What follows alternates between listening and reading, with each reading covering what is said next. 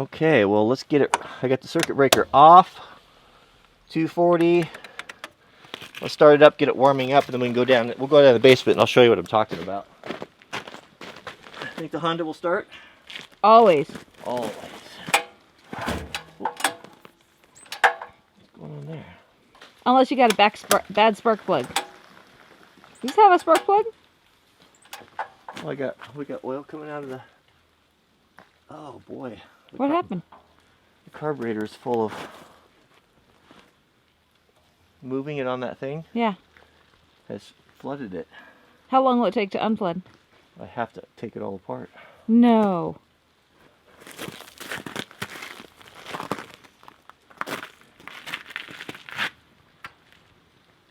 I've had that happen on wildland pumps before. So this is one of the shortcomings in Honda pumps, and I've ran into this on wildland pumps in the past. So Honda pumps, the way the float's situated in the carburetor, it doesn't like to be jostled and a lot of shaking like you get on an off wildland engine. Having that on the tractor and it's swinging and jerking around has caused that float to jump up and down, and just filled up the Carburetor?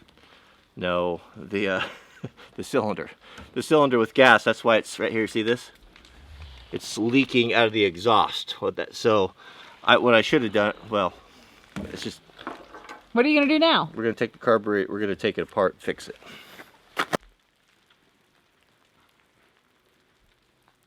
So sometimes things take longer than we think they will, won't they? Yeah, figure what you think it'll take, and then triple it. Sometimes quadruple it. So we can tell how much. Sometimes we can tell how much gas went into the engine by checking the oil. I just changed the oil on this. Smell. I can smell a little. No, not too much. I can smell a little bit in there. Ooh, you want a little catch-all? It keeps the dust down. Cody. What do you think they put on oil roads? Oil? Hundreds of thousands of miles. Oil? Oil. By the bucket load. Anybody who complains about that doesn't know a lot. All right.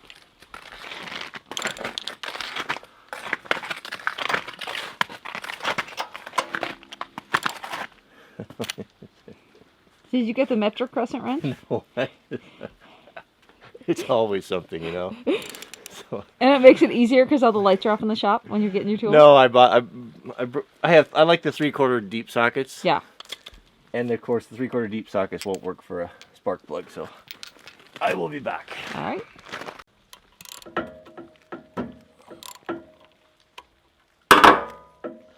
See what's going on here.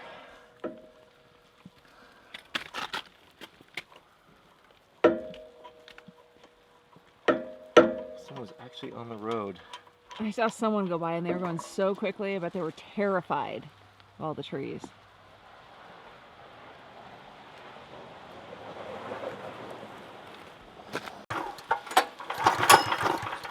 Go Honda, go! Well, it's not gonna go without this. Oh, but you're just trying to clean it out? Yeah, it's shut the gas off, pull the cylinder. I don't know, baby. Miracles happen. Maybe it'll start. That ain't happening. Not today? That is never gonna happen. So I have a question. So you took out the spark plug. Yeah. And so now you are doing what? Oh, so I'm the piston's going up and down. Okay. I'm forcing all of that air that's too rich. Yeah. Out. Oh, You smell? Yeah. Smell the vapors? Yeah, it's stinky. Yeah. So sometimes if you get that, you can spray a little compressed air in there and get that cleaned out on small engines, and it'll go.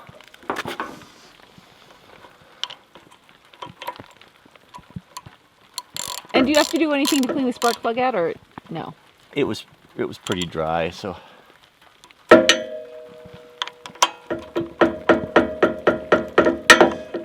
You gotta love just a little bit more freezing rain, huh? I'm getting wet. Yeah, I'm wet too. Wet and cold.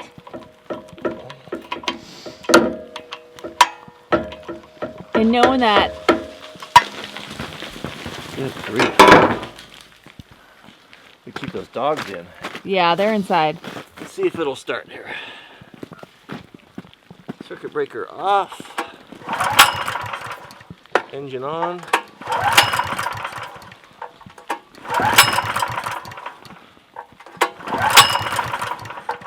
Choke.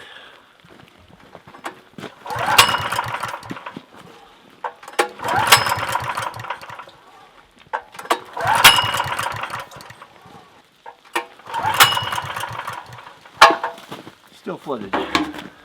What do you do now? Do it again. Oh. What? Do you think it'll work without the spark plug wire on? Cody, you forgot to have me check. How many times did I pull? Well, you know, that'll make for a good long video sequence, right? I thought I was gonna You have to speed it up. I thought I was gonna have to change generator brands there for a minute. You know what's kind of sad is that people like to see failures occur. We seem to be doing a few of those today, don't we? Not so much on my mind, other things, I guess.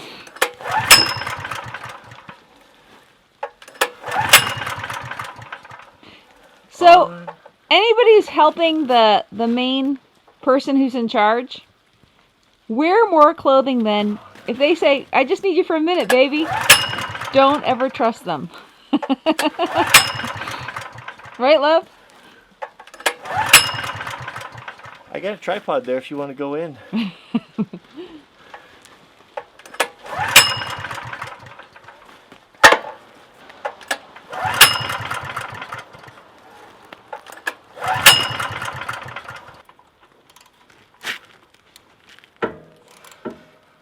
So what's your problem? It's just flooded. You know, then I was pulling it without the ignition going, so it just filled it full of gas again. So sometimes people ask me if you're really this patient in real life. I am not smart. But you are a patient man. No, patience is my weakest link. I think you're pretty patient.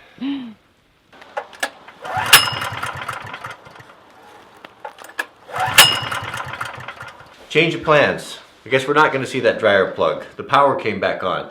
Let's take a look at the LED shop lights I was telling you about. So I've never worked with these. Happened to be, you know, I was at Platt Electric. That's a kind of a, that's where electricians, you know, contractors, jobbers get their stuff. I always like to get stuff from them because they seem like a little bit better a little higher quality than maybe Home Depot or Lowe's. But I was pricing these LED lights, and the guy quoted me some crazy thing like $380 for an 8-foot strip. There happened to be an electrician and standing in line there, and he whispered to me, he's like, you know, that we've been buying ours at Home Depot. They got them for $89 there, and they're actually pretty good lights. So I went there and got these. So they were cool. They look kind of like T8 incandescents there, but that's just a diffuser, and then I guess the LEDs are inside, but pretty standard. You know, it's really cool. No ballast or anything, so easy to hook up. So those are going to be nice. We have 4 of those in this little room. It should be really, really bright. And when we hit the switch, they're going to be full bright. No more waiting to warm up. Okay, so our room is about 17 feet long. So divided by 4, 2, 6, 10, and 14. So 2 foot off the wall, 6 feet, 10 foot, and 14. We'll set those lights out equally. Uh-oh. Power's out, power's on. Equally, so well, we'll just keep on working. I don't have to kill the power here anyway. I reroute all the electrical. I have got a hodgepodge of lights going on here. We got compact fluorescence. We got, harkening back to the 60s there. Got some freebie 4 panels there. One diffused, one not. We got more compact fluorescence, and just this was all put in here temporarily, and you know how that is, and then it becomes permanent. So looks like, so the power's coming in right here. So another thing that it's been really been kind of a hassle is, so this is where my entry door where I come in there, and there's no switch there. There was a switch cover there, and those wires they're dead. There's nothing going on there. I checked all the breakers. So when I put these in, I put the switch over here, which is a real nuisance because it's at the wrong side of the room. So we're gonna I'm gonna strip out. I'm gonna tear all the stuff out of here. We're gonna do this right now. We're going to start over and do it properly. So we'll bring that power over here, put a switch by the door where it belongs. All right, power's off. let's get rid of all of this garbage.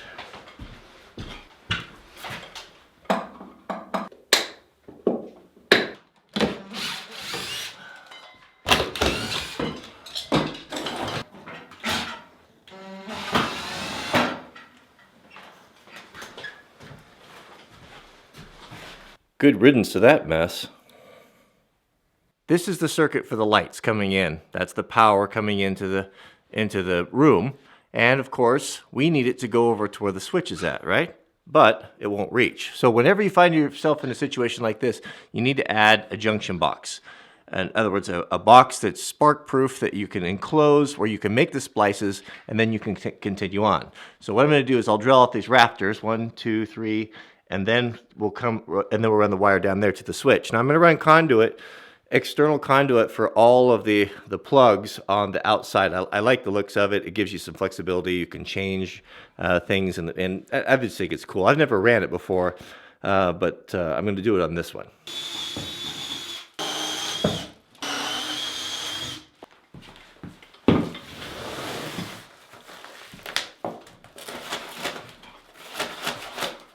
Don't be afraid to wire your own house or shop. You can certainly do it. I taught myself how to do it with a book I got from Home Depot. I just talked to an electrician, you know, before I call for inspection, because you can do your own wiring if you're the homeowner. Have the electrician check the rough in, and make sure you did everything correctly. And it's actually quite easy. It's actually quite enjoyable. It's one of my favorite parts of construction. Oh, piece of cake. Now we can splice those together and make our connection. Don't forget your staple. You always want to put a staple in. I think it's within, I don't know, 3 or 4 inches of a box. And the reason for that is in case something pulls on the wire, you don't pull something loose and cause fire or damage. All right, now we can connect those. So now that we've got our power extended to the future switch here, we need to take another wire and go to the lights. Okay, so what I've done is I've laid out with the blue tape the 4 locations of the LED lights. And they're going to be running this way. Now the first thing the reason why we're doing the electrical first is we want to have all this in place before we do the installation, because we won't be able to work up in there now after that. So we want to make sure and really think it out that we've done. We've got wires everywhere that we may need them. Now just looking at this, to me it seems like I'm going to have some dark areas over here. Jack and I want to put a workbench all the way across there with the knife sharpening stuff and gun cleaning station and all of that there. And we're going to want light right there. And that may not be a strip light. It may be hanging pendant lights or something, but or even can lights, but we're going to need to accommodate that. So also over here. So I think now it's worth taking the time to do those drops now. We can always just deadhead them there with a junction box, for future reference or future use, but at least we'll have them if we need them. Put a wider lens on there for you guys can see. All right. So this is the reason why it's so important to have those lights laid out, so we know exactly, where they go. Now I don't know exactly how far the wires go inside those lights, so we want to leave ourselves plenty of wire.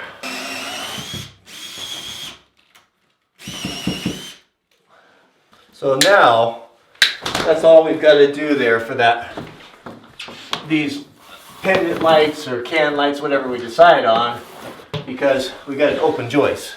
So when we want to add those lights, we'll just simply connect this and then link one to next to next to next, run right down there, that we can access the wire through the hole. So we'll do the same thing over here.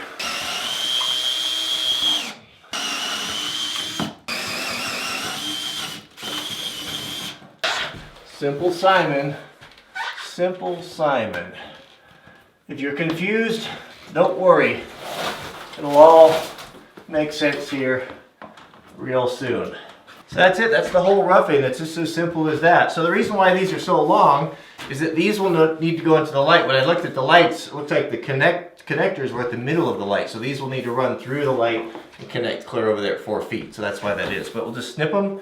He'll go in. Electrical is pretty simple to understand. For me, what helps me to understand it is I look at it like water, how water runs through pipes and how it needs to, you know, maybe because I've done a lot more plumbing than I have electrical, but that's the way I kind of look at it. It's essentially the same thing. Okay, well, I was hoping to have all of this insulation all done in here, and then we could start doing our fake raised panel ceiling, but well, I spent half the day trying to get the generator going, which I never did. Sometimes when you flood them like that, they just need to sit and do their thing for about 6 hours, and then they'll just start. It's just, I don't know, just an incredible mystery. All right, well, we'll see you guys on the next video. Don't forget to thumbs up. Another beautiful, what is it, Friday morning on the Homestead. And let's see, yesterday was the second day I worked on the shop. That'll be part 2 of the video.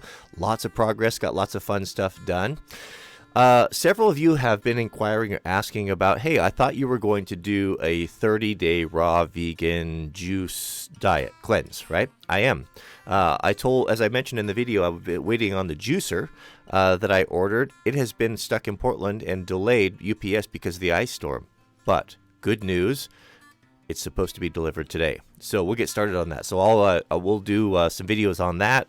I've got recipes for you guys. I'll share all of that stuff and our progress. We'll do a weigh-in, kind of picture before and after. I know several of you, well, there's hundreds of you actually that are wanting to do this or have expressed interest. Some of you have already started, so that is coming up. I am really, really looking forward to that. So I did get a confirmation from UPS that the juicer will be delivered tonight.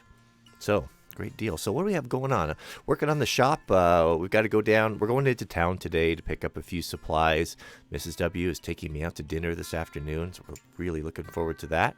And yeah, snow. It's just the weather has been kind of sad. It's been hovering around 33 degrees. Lots of melting. Our snow is kind of vanishing away, which is bad and good. But the good news is it looks like there's more on the way. So, you never know.